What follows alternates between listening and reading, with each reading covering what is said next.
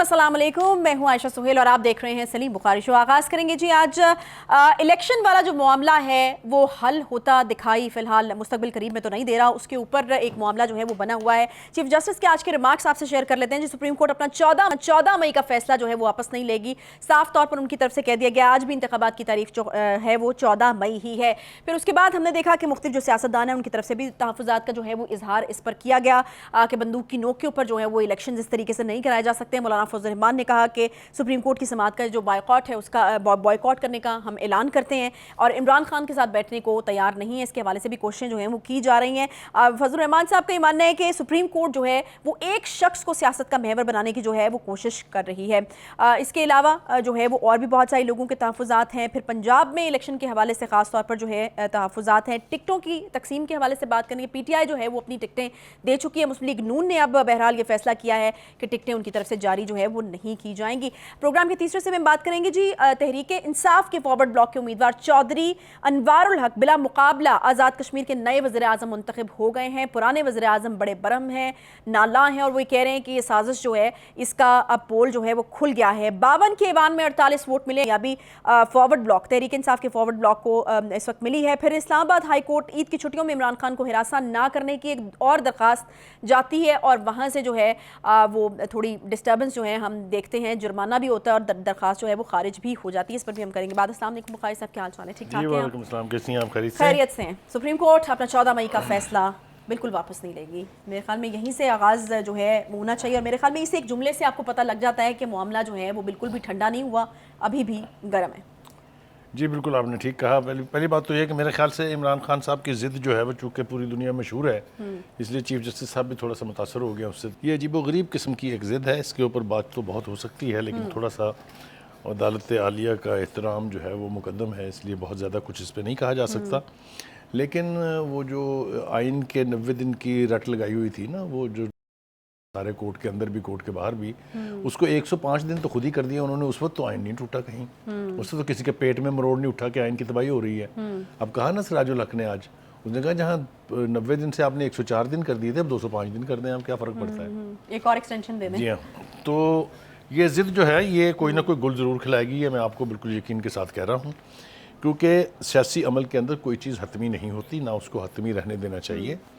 अदालत को तमाम सूरत हाल को मद्देनज़र रखते हुए ऐसे फ़ैसले करने चाहिए जिससे ब्रॉडर सेगमेंट ऑफ सोसाइटी को फ़ायदा हो, एक इंडिविजुअल को नहीं।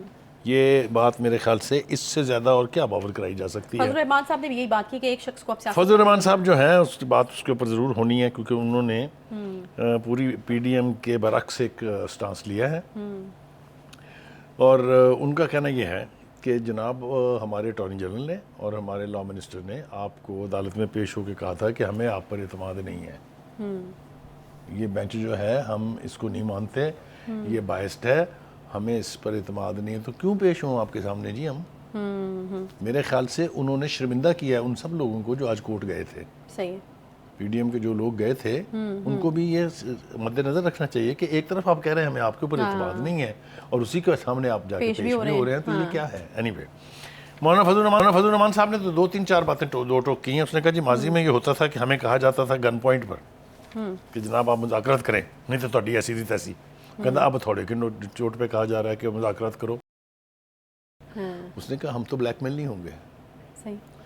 अच्छा, एक और जो बड़ी मैं समझता हूँ खौफनाक डेवलपमेंट हुई है वो ये है कि कल तक बिलावल जरदारी साहब जो हैं वो हामी थे इस बात के कि मुज़ाकरात होने चाहिए और तहरीक इंसाफ के साथ भी मुज़ाकरात होनी चाहिए, लेकिन आज उनका लबो-लहजा भी तब्दील है।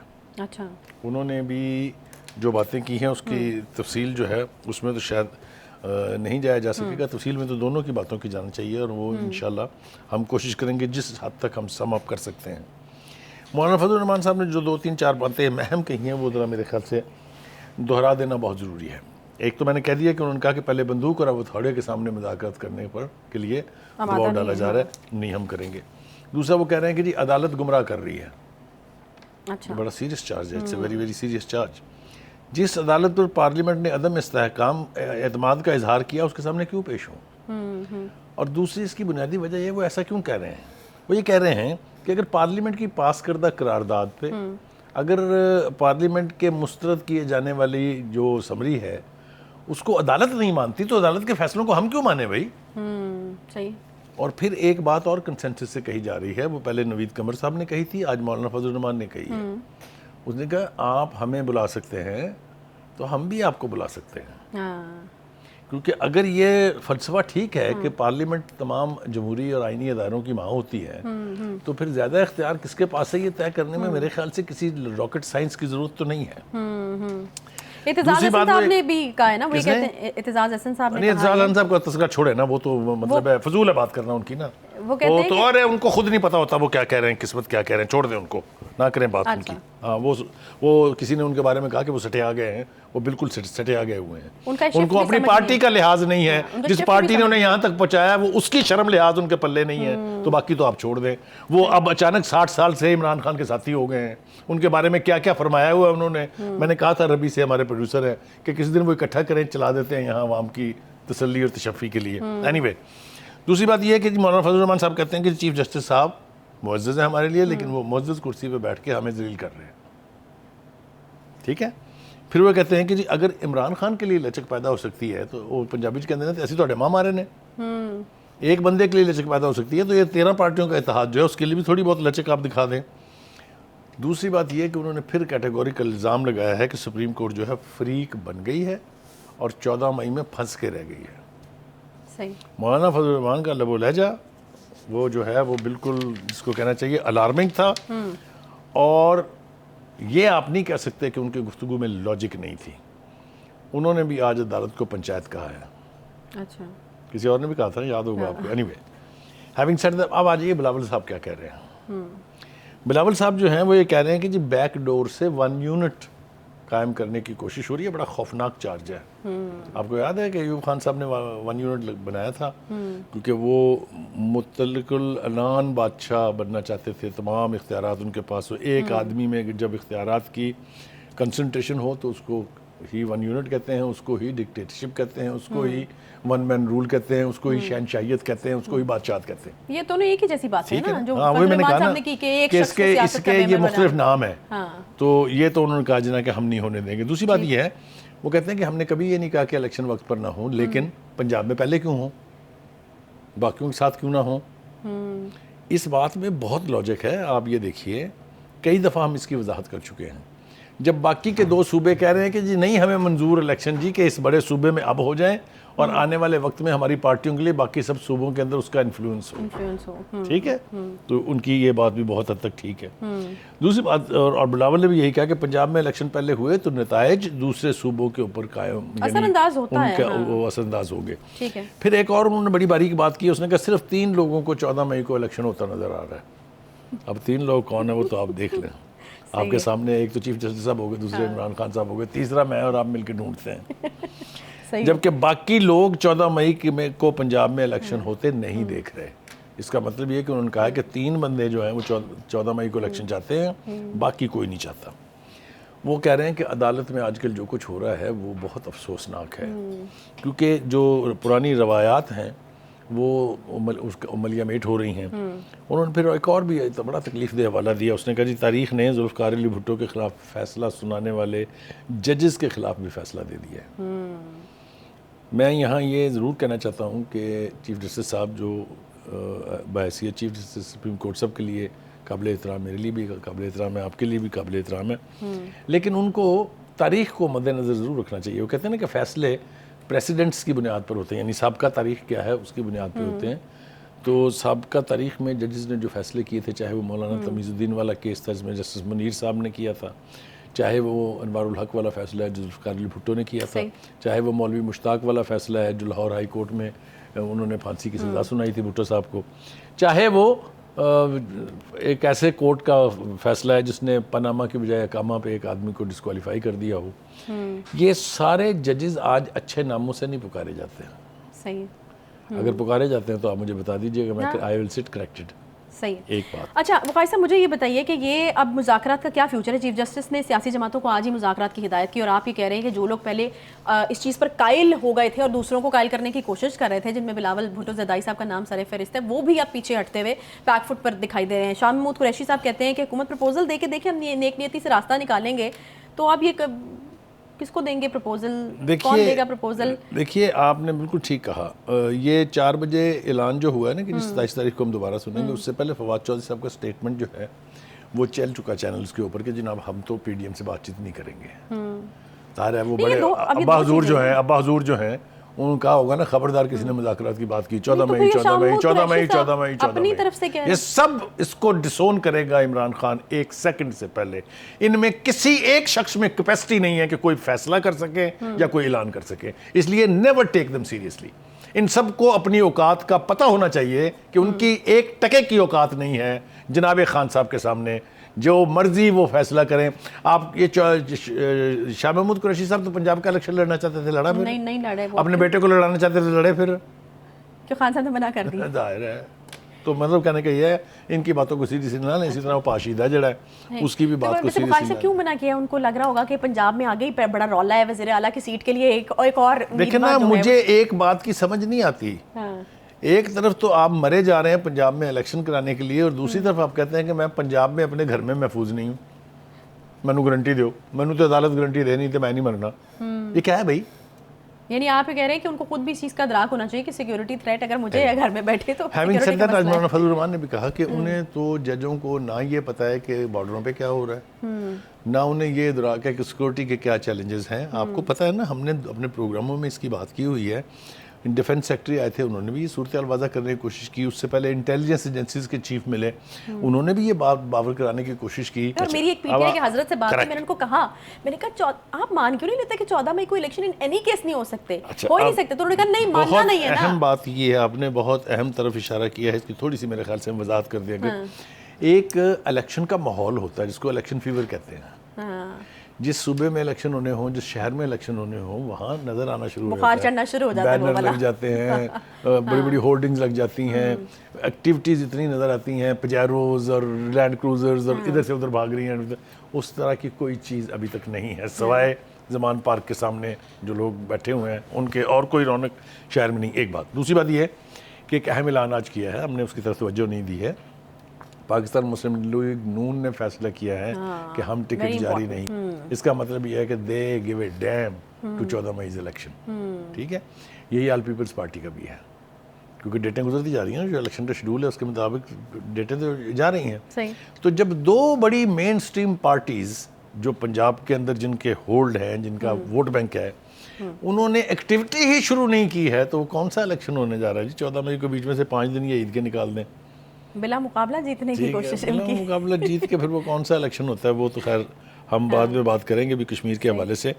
لیکن یہ 2 بڑے اسٹالورٹس کے اسٹیٹمنٹس, عدالت میں ہونے والی جو ایکٹیویٹی ہے ساری, یہ پریشان کن تو اپنی جگہ ہے ہی, کیونکہ کوئی نتیجہ نہیں نکل رہا اس کے اندر. بھائی صاحب میرے خیال میں یہاں پہ ایک چھوٹا سا بریک لے لیتے ہیں, پھر یہیں سے دوبارہ آغاز کریں گے. جی کر لیجیے. ایک چھوٹا سا بریک لیتے ہیں جی, بریک کے بعد واپس آتے ہیں, ساتھ رہیے.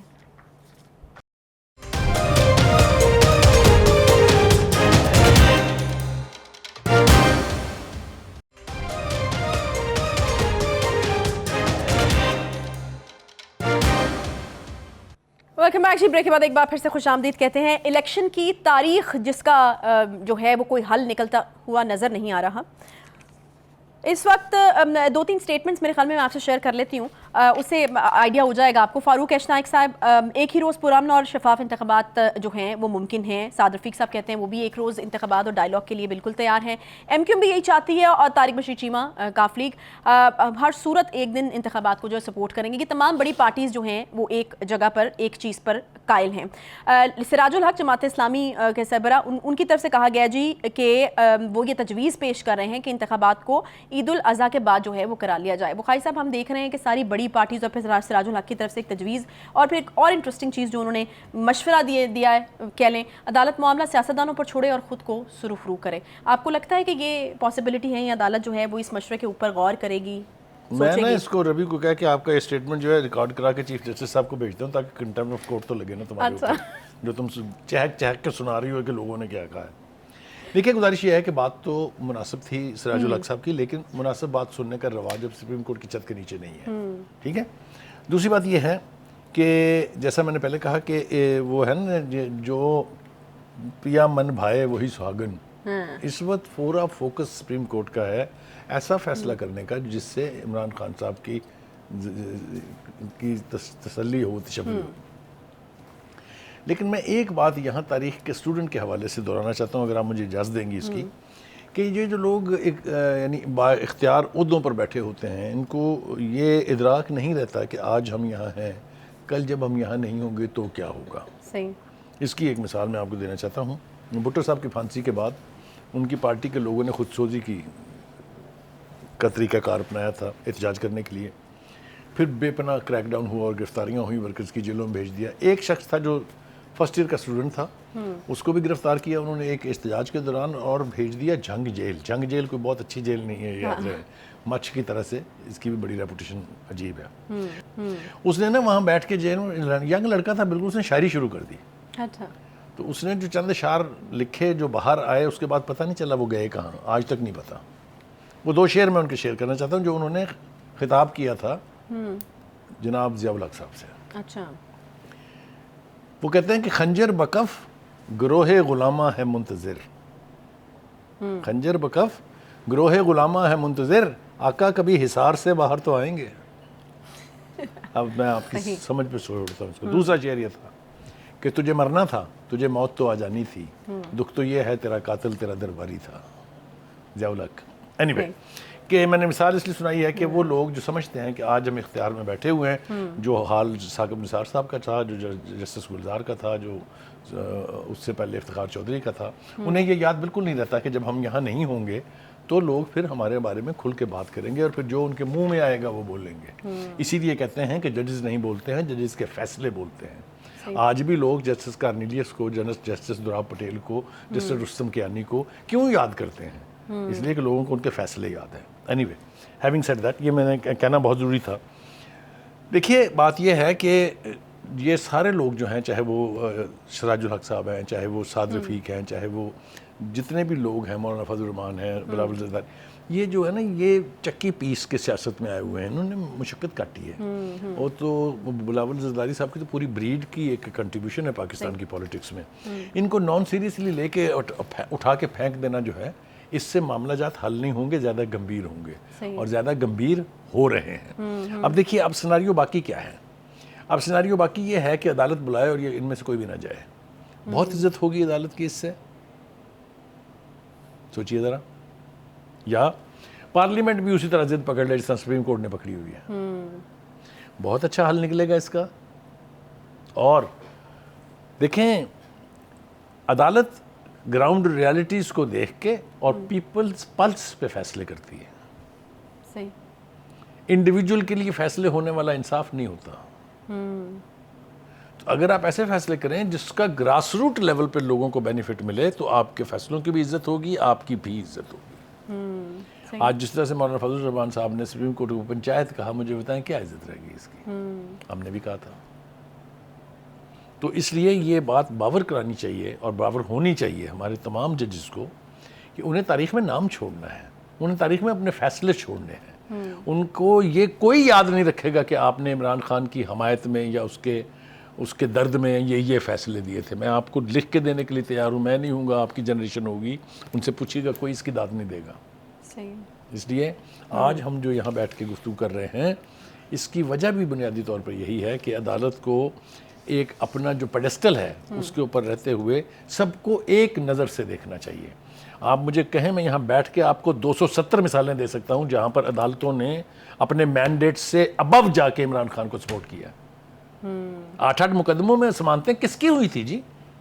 بتائیں مجھے۔ کیا پرائم منسٹر نواز شریف اپنے پرائم منسٹر ہوتے ہوئے 100 پیشیاں بھگت کے نہیں گیا نیب کی اور ایف آئی اے کی؟ کیا یہ اس وقت جو چیف پرائم منسٹر ہیں، ایز چیف منسٹر، انہوں نے پیشی نہیں بھگتی؟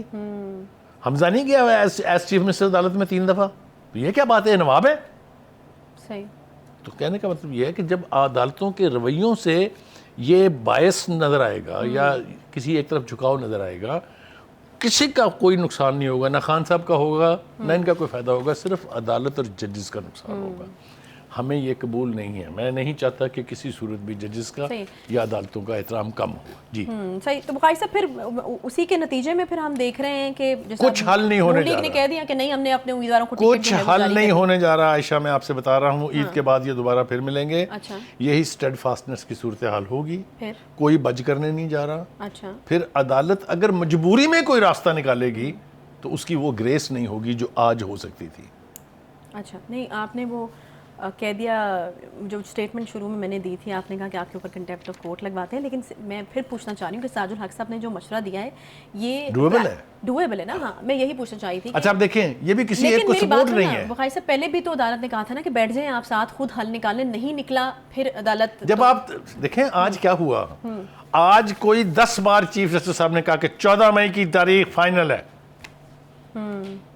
اس کو کوئی تبدیل نہیں کر سکتا, اس کو ہم بھی تبدیل نہیں کریں گے. تو پھر کون سے مذاکرات ہو رہے ہیں, کائے کے لیے ہو رہے ہیں؟ صحیح. یعنی آپ یہ کہہ رہے ہیں کہ ایک طرف وہ یہ بات کریں, دوسری طرف وہ کہہ رہے ہیں بیٹھ جائیں بات کر لیں, بیٹھ جائیں چک مارو, 14 مئی تو 14 مئی ہے.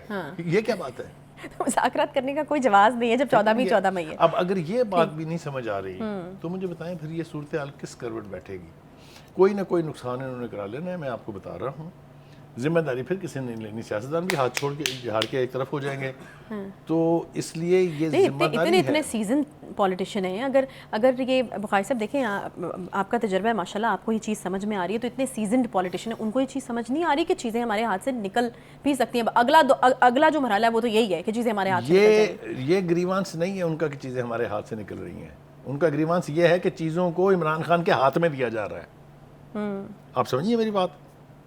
ایک تو ان کا ہیب ہے ہی نہیں. وہ یہ سمجھتے ہیں, صحیح یا غلط میں یہ نہیں کہہ رہا کہ وہ ٹھیک ہے, وہ یہ سمجھتے ہیں کہ court is outrightly supporting the بیانیہ آف عمران خان. اس کو الیکشن پہلے چاہیے. آج میں ایک بات سن کے حیران رہ گیا, وہ بھی آپ کے ساتھ شیئر کرنی ہے. وہ یہ کہ خان صاحب یہ فرماتے ہیں کہ اگر مجھے 2/3 میجورٹی نہ ملی, اچھا میں پھر اسمبلیاں توڑوں گا, میں پھر الیکشن کراؤں گا. یہ میاں والی کا آپ کا اپنا کھیت یا پہلی ہے یا پاکستان ہے, یہ کیا ہے؟ یہ خان صاحب نے اب کہا, ہم نے پہلے پریڈکٹ کر دیا تھا. یاد ہوگا آپ کو ایک شو. چھوٹا سا بریک لیتے ہیں, بریک کے بعد واپس آتے ہیں, ساتھ رہیے.